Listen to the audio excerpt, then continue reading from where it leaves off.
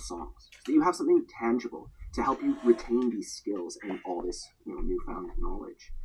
And while that I'm just watching some dude on YouTube do a dirty day guitar thing. Step and motivate. I haven't been playing guitar I'm confident that at all for like 2 weeks, so I bought this thing, the Smashing Pumpkins book. And if that sounds like something that you'd like, it's complicated. Please take a second right now to subscribe to the channel, hit the bell icon, and that way you can follow along with me on this journey. Finally, before we get started, if you want some printable materials completely free, there's a link in the corner to my free ebook. It has everything that we're going to be covering here and a bunch more. We're up to like 40-something pages now of, chords, strumming patterns, all the fundamental stuff, and it's completely free. There's a link in the corner. I also have a beginner's course that we're going to talk more about at the end of this lesson. This video gets hit for copyright infringement. Let's get started. Let's learn some guitar. Before we can play our first couple chord shapes, we do need to learn how to hold the guitar properly. Come on, how to tune. This is a normal guitar, and fast forward we have to the body, shit. the neck, and the head.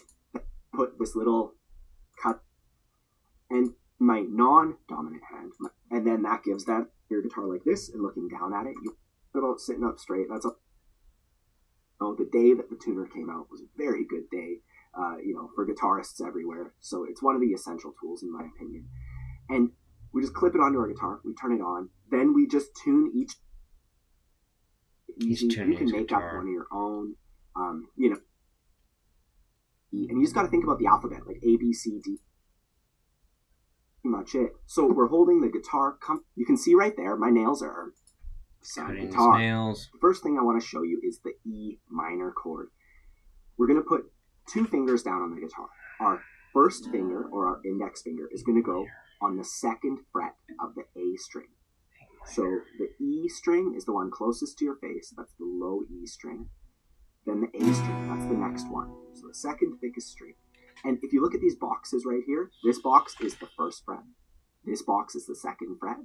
And this box is the 3rd fret. And we want to press it inside the box as close to the fret as we can go, using the tip of our finger. You can just pluck that same string. Just see what string you're on.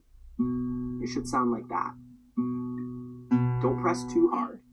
But if you're not pressing hard enough, it'll buzz. Also, if you're not pressing close to the fret, it tends to buzz. You want to press as close to the fret as you can. Make sure that your thumb, if I move my guitar, my thumb's right there. It's like I'm pinching my thumb. You don't want your thumb off to the side or like too high. You're not going to be able to get any leverage. You want your thumb behind the neck. Anyways, we're going to take our middle finger now, and we're going to put it right underneath our index finger. So it's on the D string, also at the 2nd fret. And we just get them as close to the fret as we can go. Have our thumb right behind them, so we're pinching like that, but with the guitar neck in the way. And we're going to curl our fingers the best we can. And you can just run your thumb through the strings. You can test each string by going.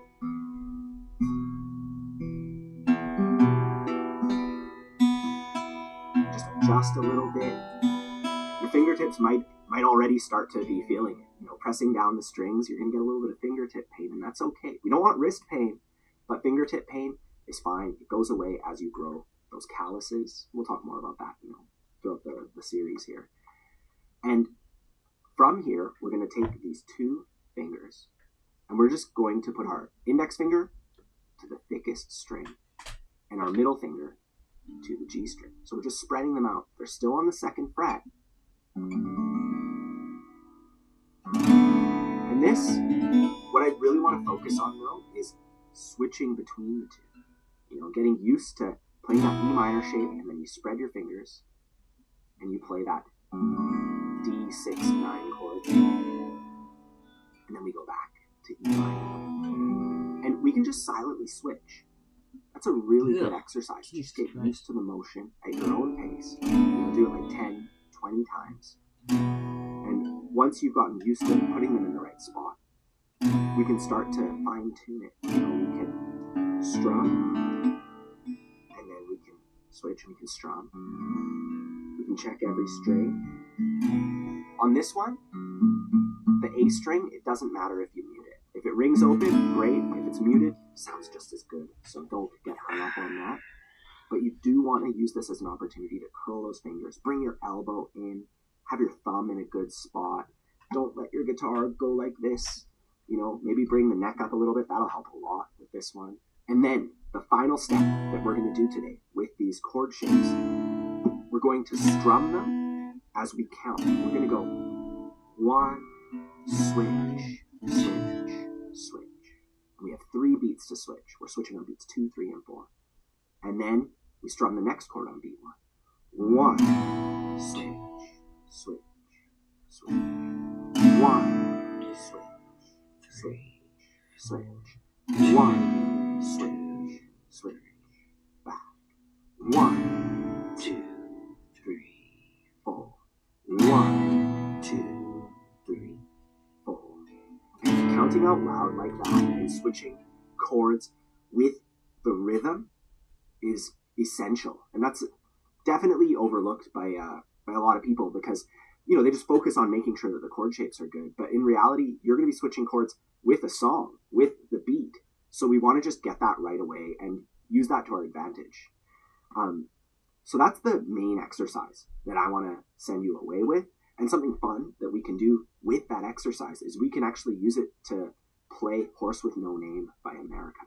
You know, we can go, I've been through the desert on a horse with no name. Good to get out of the rain. So let's try that. Let's actually sing and play a little bit of Horse with No Name. You can always just watch me do this and then rewind it and try it with me after. So get ready on that E minor chord. I'm going to count us in. 1, 2, 3, 4. 1, switch, switch, switch. 1, switch, switch. I've been through the desert on a horse with no name. It felt good to get out of the rain. In the desert, you can't remember your name, 'cause there ain't no one for to give you no name. La, la, la, la, la, la, la, la, la, la,